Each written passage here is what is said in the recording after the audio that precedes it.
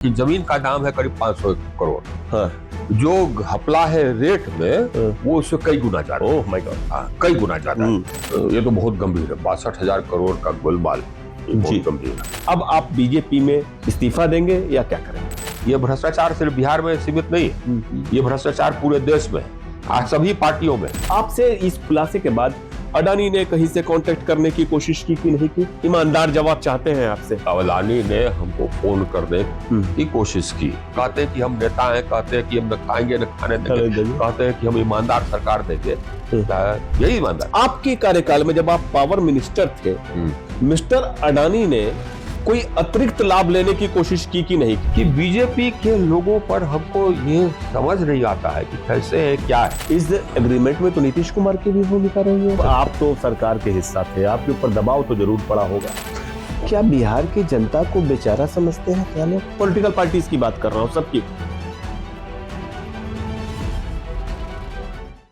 साथियों, देश में बहुत कम नौकरशाह ऐसे हैं जो साफ गोई से बात करते हैं। काजल की कोठरी से बेदाग होकर निकलना बहुत कम लोगों को आता है। आर.के. सिंह साहब देश के गृह सचिव रहे, लगभग 10 वर्षों तक सांसद रहे, 7 साल तक पावर मिनिस्टर रहे, वैकल्पिक ऊर्जा के भी मंत्री रहे, लेकिन बेदाग होकर निकले। अब जबकि बिहार विधानसभा चुनाव आपने देखा कि पहले चरण का मतदान हुआ, पहले चरण के मतदान के ठीक पहले उन्होंने एक बड़ा गंभीर आरोप लगाया। उन्होंने अडानी समूह को बेहद महंगे दाम में बिजली खरीदने का आरोप, बिजली देने का आरोप BSPCL यानी कि भारत सरकार और बिहार सरकार पे लगाया। आपका स्वागत है आर.के. सिंह साहब। ये कितना गंभीर मामला आपको लगता है? ये तो बहुत गंभीर है। 62,000 करोड़ का गोलमाल बहुत गंभीर है जी। पहले बात आप जो कह रहे हैं टाइमिंग पर कि चुनाव के जस्ट पहले, हाँ। वो टाइमिंग कोई हमारे हाथ में नहीं है था। हमको जब कोई आरोप भेजता है लिख करके, वो कब भेजता है वो उस पर निर्भर है, हम पर निर्भर नहीं। जब उसको सूचना मिली होगी तब भेजा होगा। तो हमारे पास आरोप आया। हाँ, और हमारे पास आरोप आया, लिखित आया। और ये उसने कहा कि साहब देखिए ये वो एक है विसल ब्लोअर उसको कह लीजिए, या ये है एक्टिविस्ट कह लीजिए, जो कि बिजली के मामलों में एक्टिविज्म करते रहते हैं, कर्नाटक में बेस्ड है। तो उन्होंने हमको चिट्ठी लिखा कि आप ऊर्जा मंत्री रहे इतने साल तक और बिहार के बासिंदे हैं, और ये आपके यहाँ इतना बड़ा गोलमाल हुआ है। एक उन्होंने कहा कि 1,40,000 करोड़ का गोलमाल हुआ है। अभी बिहार ने एक एग्रीमेंट साइन किया है अदानी ग्रुप के साथ पावर खरीदने के लिए at the rate of 6 rupees and 7.5 पैसे, 6 रुपये 7.5 पैसे के हिसाब पे। उसमें जमीन 1,000 एकड़ उसको फ्री दी गई है, और रेट है ये जो होना चाहिए रेट उससे बहुत ज्यादा है। तो ये जबकि हमको मिला तो हमने ऊर्जा मंत्री जो बिहार सरकार के, उनको हमने कहा कि ऐसे हमको शिकायत मिली है, आप जरा इसका बता दें कि क्या तथ्य है इत्यादि। तो बोले कि हाँ साहब हम भेजते हैं, इसको भेजते हैं, आपको समझा देगा। वो भेजे नहीं तो हमने हमारा कौतूहल बढ़ा कि क्या बात है। तो हमने खुद ही कागज मार के देखा, और हमने देखा कि सचमुच में जिस रेट पर दिया गया है ये रेट बहुत अधिक है। 6 रुपये 7.5 पैसे पर यूनिट, ये बहुत ही अधिक रेट है। रेट क्या होना चाहिए इसका आइडिया हमको है। हम बिल्कुल आप पावर सेक्रेटरी भी रहे, और ये हम वैसे मंत्री नहीं जो खाली दस्तखत करते। हाँ बिल्कुल, मंत्रालय हम चलाते थे, बिल्कुल है ना, बिल्कुल। तो हमको जानकारी है, जितने पदाधिकारी को जानकारी है उतनी जानकारी हमको भी उससे ज्यादा ही जानकारी। तो ये रेट मतलब कि पर यूनिट कम से कम 1.5 रुपया ज्यादा, कम से कम 1.5 रुपया ज्यादा जितना होना चाहिए उतना। ये सबके मोटा मोटी कैपिटल कॉस्ट नोन है कि हाँ साहब 1 मेगावाट प्लांट बनाए, पर मेगावाट कितना कैपिटल कॉस्ट आता है ये नोन है। पहले क्या इसमें जमीन के सस्ते दाम भी शामिल थे? वो भी शामिल है, क्योंकि जमीन का दाम विपक्ष ने मुद्दा बनाया इसे। हाँ, लेकिन जमीन का दाम है करीब 500 करोड़। हाँ। जो घपला है रेट में वो उससे कई गुना ज्यादा। Oh my God. हाँ, कई गुना ज्यादा है। घपला रेट में ये है कि ₹1.41 पर यूनिट फिक्स्ड कॉस्ट में ज्यादा दिया गया। आज के समय में जो कैपिटल कॉस्ट है, ये कैपिटल कॉस्ट 9.5-10 करोड़ से ज्यादा नहीं है। तो इसका मतलब कि फिक्स्ड कॉस्ट ₹2.75 पर यूनिट से ज्यादा नहीं होना चाहिए। इन्होंने दिया है ₹4.16 पर यूनिट, यानी कि ₹1.41 पर यूनिट ज्यादा दिया। और ये साफ है एकदम, apparent on the face record, इसका कोई जस्टिफिकेशन नहीं हो सकता। या इसका मतलब यह हुआ कि कुल मिला कर करके अगर हम 85% पीएलएफ पर भी ले लें, कुल मिला कर करके साल में जितना पेमेंट होना चाहिए उससे 2,500 करोड़ पर ईयर ज्यादा, 2,500 करोड़ पर ईयर ज्यादा 25 साल तक देना पड़ेगा। 25 साल तक देना पड़ेगा। सोचिए आप, ये ऐसा नहीं है कि पावर हम नहीं लेंगे तो नहीं देना पड़ेगा, ऐसा नहीं। वो मतलब वो तो एग्रीमेंट में है, फिक्स चार्ज है तो आपको देना पड़ेगा। वेरिएबल कॉस्ट भले नहीं देना पड़ेगा, वेरिएबल कॉस्ट कोयला के दाम पर घटता बढ़ता है, लेकिन उसमें भी एक गड़बड़ है। देखिए, जिस समय ये हुआ था, जिस समय ये एक्वायर किया गया था जमीन, तो थर्मल पावर प्लांट के लिए किया गया था। उसके बाद फिर हुआ कि नहीं साहब, सो ये हम बिहार ने कहा कि थर्मल पावर प्लांट नहीं, हम लोग रिन्यूएबल एनर्जी का लगा देंगे। ठीक है सर, ये बिहार सरकार का ये इनिशिएटिव था कि रिन्यूएबल जाएगा, तो ठीक है सर। उसके बाद फिर उन्होंने कब चेंज कर लिया कि हम ये वहां पर थर्मल पावर प्लांट लगाएंगे, ये हमको जानकारी नहीं, हमारे जाने के बाद वो चेंज कर लिया। तो अगर आप थर्मल पावर प्लांट ही लगाने वाले थे तो बगल में एनटीपीसी का प्लांट है कहलगांव। मेरे पास यही जानकारी है कि कहलगांव के बगल में है। अगर वहां पर एनटीपीसी को दे देते, जैसा कि पहले मंशा थी, ये इम्पोर्टेंट है क्या, एनटीपीसी का लगना था वहां पे आपके समय?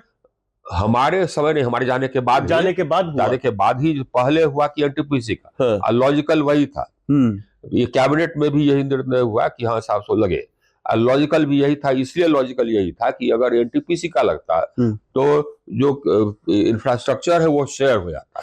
कोयला लाने का जो एमजीआर है, जो डेडिकेटेड लाइन है, वो उसी लाइन से चला आता है। तो अगर एनटीपीसी को दिया जाता तो पर यूनिट बिजली कॉस्ट और वेरिएबल कॉस्ट और कम हो जाता। मतलब कि समझिए कि कुल मिलाकर के बिजली अगर एनटीपीसी को दिया जाता तो 4-4.25 से ज्यादा टोटल कॉस्ट नहीं हो सकता था। और एनटीपीसी को नहीं दे करके इन्होंने कहा कि हम बिड करेंगे। क्या कारण था भैया उसका? जबकि वहां पर बगल में एनटीपीसी है, उसका इंफ्रास्ट्रक्चर है। आप जानते हैं कि शेयर्ड इंफ्रास्ट्रक्चर से ये दाम कम हो जाएगा, तो क्यों नहीं दिया, क्यों नहीं कहा एनटीपीसी को जाके बनाओ? ये भी घपला। और आपने प्राइवेट पार्टी को दिया तो ₹1.41 पर यूनिट ज्यादा दिया। सब ज्यादा का मतलब आप समझिए, ज्यादा का मतलब ये है कि 15.5% जो भी रेट होता है, 15.5% उसमें कैपिटल पर रिटर्न का ये प्रोविजन किया जाता है। उसके ऊपर 15.5% रिटर्न के ऊपर दर्शकों, ये जो महंगे दाम की बिजली है, इसका खामियाजा अंततः जनता भुगतती है। जनता को भुगतना पड़ता है। एक चीज बताएं कि ये जो कोल है, कोयले की आपने चूंकि देखा होगा, उसकी जो मिनट्स ऑफ पास में है और एक पूरा एमजीआर बना हुआ है कहलगांव के लिए। तो वो एमजीआर मतलब कि वो डेडिकेटेड रेल लाइन होता है, उसी का इस्तेमाल करते हैं ये लोग भी, अडानी। वही आप समझ रहे हैं? देखिए, जो आरके सिंह साहब कह रहे हैं उनकी बात समझिए कि सब कुछ पूरा इंफ्रास्ट्रक्चर जो है एनटीपीसी का तैयार किया हुआ कहलगांव में, और बगल में पीरापेती, वहां पर अडानी का पावर प्लांट। पूरा इंफ्रास्ट्रक्चर एनटीपीसी का इस्तेमाल किया जाना है, जो देश के लोगों की गाढ़ी कमाई से तैयार किया गया था, और ऑब्जेक्शन इसी पर है। आपने जब खुलासा किया, पहली चीज तो ये, आपको लगा था कि वो वीडियो डिलीट किया जाएगा एबीपी से? नहीं भाई, ये तो इंडिया में हम कभी सोचे ही नहीं थे कि साहब ये इस प्रकार का ये सेंसरशिप है या होगा। साहब, आप 10 साल मिनिस्टर रहे और आप कहेंगे ये अंदाजा नहीं था आपको? नहीं भैया, ये किसी को ये अंदाज लगना कि साहब सो इंडिया में वैसा ही हो गया जैसे कि ये इमरजेंसी के समय होता था। बताइए साहब, ये पहली बार हमने देखा। आपने इंटरव्यू दिया, हमने देखा, हमने कहा ये हटेगा, और वो हट गया। हमने देखते ही कहा कि हट जाएगा ये। देखते ही कहा। क्या है भाई, हम लोग डेमोक्रेसी है, इसमें क्या है? आपको बताएं कि बतौर ब्यूरोक्रेट बहुत ही साहसी रहे आर.के. सिंह साहब। वो कहानी लंबी हो जाएगी जब इनका इतिहास हम बताने लगेंगे, लेकिन सरकार किसी की रही हो, बड़े से बड़े मिनिस्टर रहे हो, सब आर.के. सिंह साहब को उनकी ईमानदारी के लिए, उनकी साफगोई के लिए पसंद किया करते थे। आपसे इस खुलासे के बाद अडानी ने कहीं से कांटेक्ट करने की कोशिश की कि नहीं की? ईमानदार जवाब चाहते हैं आपसे। अडानी ने हमको फोन करने की कोशिश की, हमने फोन नहीं उठाया। आपने फोन नहीं उठाया। सरकार से किसी ने बात करने की कोशिश की? केंद्र सरकार से किसी ने भी कोई कांटेक्ट किया? नहीं। बिहार के किसी मंत्री ने कांटेक्ट किया? नहीं। आपको बताएं कि अडानी ने, आपने जो खुलासे किए उसका खंडन किया है, कहा है कि ऐसी कोई बात नहीं है, सेंट्रल गवर्नमेंट खामोश है। तो आपको क्या लगता है कि अब, चूंकि देखिए आपने 10 साल तक सांसद भी रहे आप और पावर मिनिस्टर भी रहे, अब आपकी इसमें क्या भूमिका है, कैसे देखते हैं, आगे क्या करेंगे? देखिए, अगर लूट होगी तो हर नागरिक का कर्तव्य है कि उसको रोके, क्योंकि लूट जनता पर लूट है। 1 रुपये 41 पैसे पर यूनिट ज्यादा देने पर लूट है। किसी को अनर्गल रूप से बहुत ज्यादा प्रॉफिट देने का ये प्रयास है, तो उस पर मेरे ख्याल से जनता में रिएक्शन तो होगा, बिल्कुल होगा। इसीलिए देखिए, अमूमन हम तो मतलब सरकार से पहले संपर्क किए। अगर ईमानदारी रहती तो उसको देखते, एग्जामिन करते और देखते कि हाँ साहब उसमें तथ्य है, तो उसको रोकते। ये मन में ये एक नहीं कहते हैं भावना कि हाँ साहब गड़बड़ है, जानते थे, गिल्टी फीलिंग इसको शर्म नहीं आती है। बिल्कुल, कितनी उल्लू भर पानी में डूब मरने, कहते हैं कि हम नेता हैं, कहते हैं कि हम न खाएंगे न खाने देंगे, कहते हैं कि हम ईमानदार सरकार देंगे। यही ईमानदार सरकार है? लुटा दो, शर्म करो यार, देश की संपत्ति को शर्म करो। एक चीज और हम बता दें, कोई सरकार परमानेंट नहीं होती, कोई व्यक्ति परमानेंट नहीं होता। आप चले जाएंगे तब क्या होगा? सीबीआई इंक्वायरी, अगर मान लीजिए कि कोई आगे ऑपोजिशन सीबीआई इंक्वायरी होगी तो आप जेल में रहिएगा। वो तो अडानी के तमाम पावर प्लांट्स पे सवाल खड़े हो रहे हैं। पूरा गंगा के किनारे जितने पावर प्लांट्स थे प्राइवेट सेक्टर के, सारे खरीद लिया उन्होंने। माने मिर्जापुर से लेके पूरा हल्दिया तक चले जाइए, वो तो सब आप लोग भी जानते हैं, समझ रहे हैं। और उनके जो पावर परचेज अमेरिका में जो हुआ है मुकदमा उनके ऊपर, वो रिन्यूएबल एनर्जी को लेकर के ही हुआ। आपके कार्यकाल में जब आप पावर मिनिस्टर थे, मिस्टर अडानी ने कोई अतिरिक्त लाभ लेने की कोशिश की कि नहीं की? क्योंकि देखिए सवाल खड़े होते हैं, उस वक्त भी तमाम पावर प्लांट्स खरीदे गए, उस वक्त भी तमाम बातें हुई, तमाम जैसे वेल्सपन का लिया गया, कई लोग। देखिए ये 3-4 मसले आए, जैसे कि अब पावर प्लांट खरीदने की बात करते हैं। जिस समय हम ऊर्जा मंत्री बने उस समय ऊर्जा व्यवस्था की हालत देश में बहुत रद्दी थी। करीब 60-70 हजार मेगावाट कैपेसिटी बीमार थी। बिल्कुल। करीब लाखों करोड़, 7-8 लाख 10 करोड़ उनका बकाया था। जो बिजली सप्लाई किया उसका भुगतान नहीं हुआ, चल गए थे एनसीएलटी में। एनसीएलटी मतलब कि समझ गए, समझ। तो ऑक्शन हो रहा था, तो हमने देखा कि साहब ये औने पौने दाम पर ऑक्शन हो रहा है।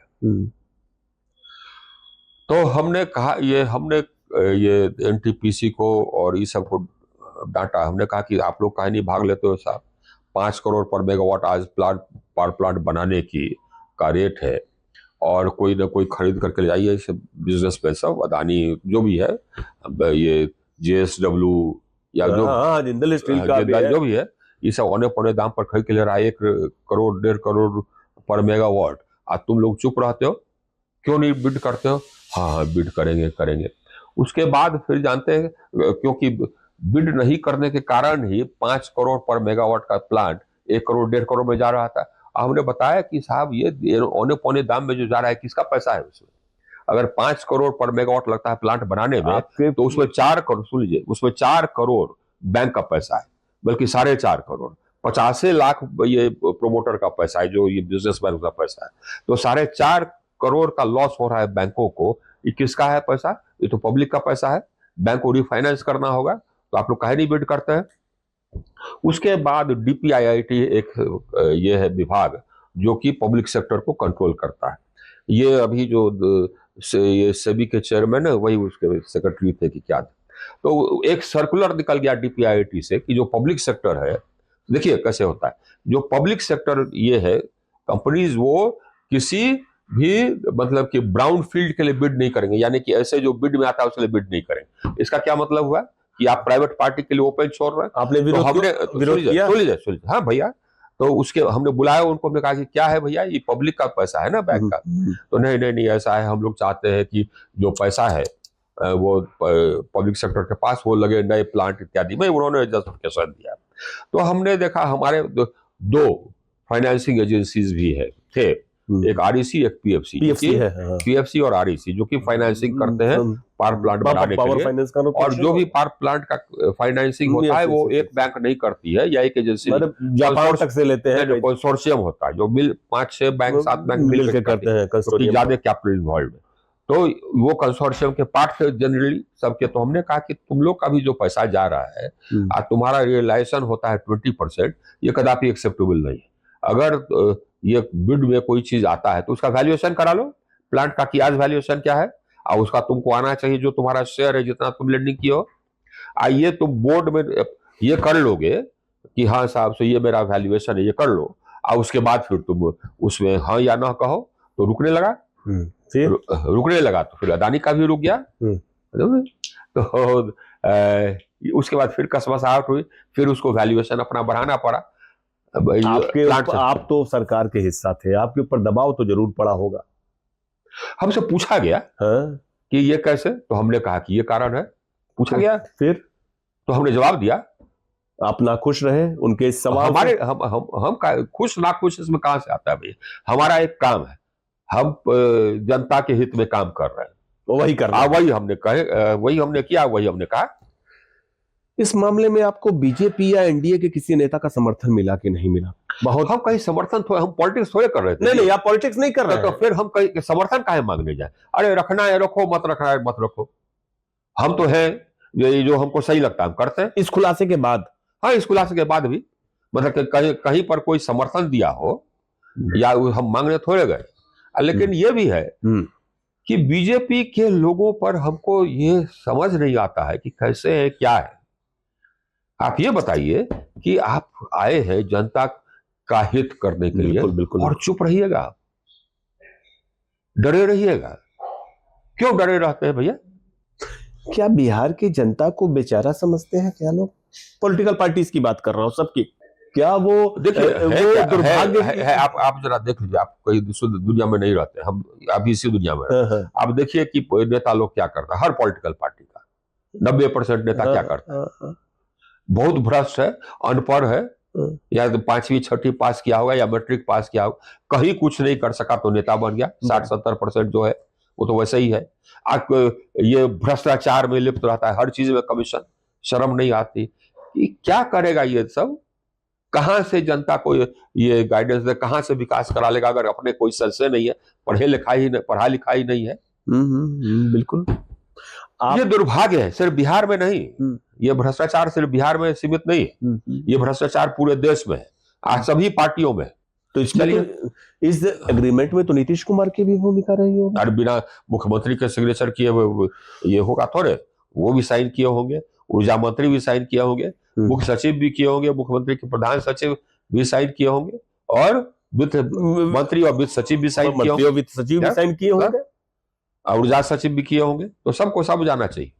बीजेपी से इस्तीफा देने जा रहे हैं कि नहीं देने जा रहे हैं, ये बस सवाल आम जनता पूछ रही है। देखिए बहुत लोग सवाल कर रहे हैं ये कि ये एलिगेशन लगा लिए गए, एक नैतिकता कहती है कि हाँ ठीक है, हमने कहा, आपने जैसे आपने देखा, अब आप बीजेपी में इस्तीफा देंगे या क्या करेंगे?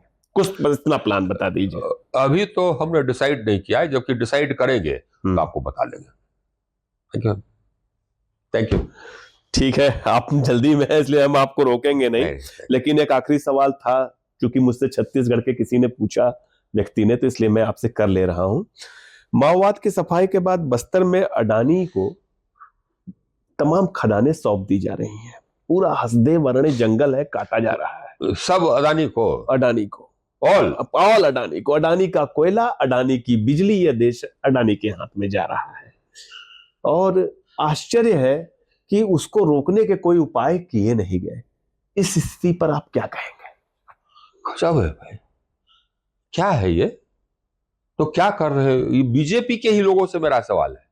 अगर ऐसा है, अगर देश को एक कोई ये बिजनेसमैन कब्जा कर रहा है या लूट रहा है आपके लोगों के, सरकार के रहते हुए, तो आप पर भी जिम्मेवारी आती है ना। शर्म करिए, अरे खड़ा होइए ना, आप बोलिए कि क्या हो रहा है।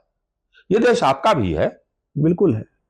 किसी एक दो व्यक्ति का थोड़े कि लुटा देगा और आप चुप रहिएगा। ये सवाल मोदी जी से भी है, ये सवाल सबसे है। भाजपा में जो है उनसे भी है, सबसे है, और जो नहीं, जो कि कांग्रेस में उनसे भी है, सबसे है। लेकिन भाजपा में जो है उससे ज्यादा। हाँ। तो हम इस्तीफे की उम्मीद कर रहे हैं आपसे। हाँ, हमने कहा कि हम डिसाइड करेंगे। चलिए, आपका बहुत बहुत धन्यवाद इस साफ गोई से बात करने के लिए, आर.के. सिंह साहब। तो सुना आपने ईमानदारी की आवाज को, और आर.के. सिंह साहब से फिर बात होगी। अभी हमको नहीं लगता ये पहला खुलासा है, और भी खुलासे होंगे अडानी और बिहार पर। फिर बात करते हैं। नमस्कार।